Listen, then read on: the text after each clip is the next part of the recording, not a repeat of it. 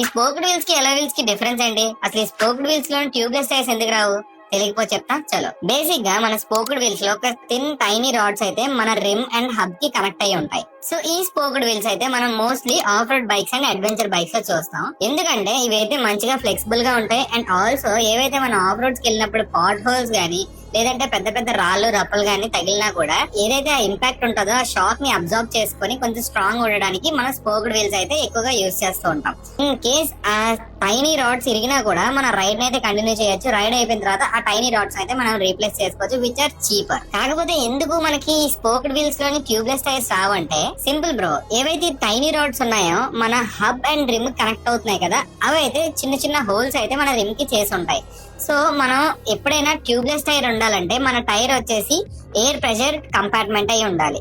కాకపోతే ఈ tiny holes నుండి ఎయిర్ అయితే లీక్ అవుతుంది కాబట్టి మనం అయితే దీన్ని ట్యూబ్లెస్ టైర్స్ అయితే వాడలేము.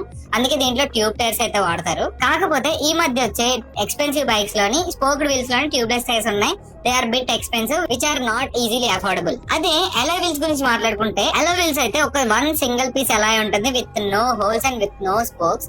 దీన్ని అయితే అల్యూమినియం ఆర్ ఎల్స్ మెగ్నీషియం తోని తయారు చేస్తారు. సో ఇదైతే చాలా లైట్ వెయిట్ అండ్ సాలిడ్ గా ఉంటుంది. దీన్ని అయితే మనం సిటీ బైక్స్ లోని స్పోర్ట్స్ బైక్స్ లోని అండ్ ఆల్సో క్రూజర్స్ లో చూస్తూ ఉంటాం. బికాస్ ఇందులో మనకి ఎటువంటి స్పోక్స్ అయితే ఉండవు కాబట్టి మనకైతే ఎయిర్ టైట్ కంపార్ట్మెంట్ ఉంటుంది. సో మనం అయితే ట్యూబ్లెస్ టైర్స్ అయితే ఇందులో హ్యాపీగా యూజ్ చేసుకోవచ్చు. అందుకే మనకైతే ఇందులో ట్యూబ్లెస్ టైర్స్ అయితే వస్తాయి. సో ట్యూబ్లెస్ టైర్స్ వస్తే మనం ఈజీగా పంచర్స్ అయితే వేసుకోవచ్చు with just one puncture plug. So ఈ టైర్స్ అయితే చాలా లైట్ వెయిట్ ఉంటుంది కాబట్టి మంచిగా హ్యాండ్లింగ్ కూడా చేయొచ్చు అనమాట. అండ్ ఆఫ్ కోర్స్ ఈ అలాయ్ వీల్స్ అనేది చాలా కూలర్ గా కనిపిస్తుంటుంది.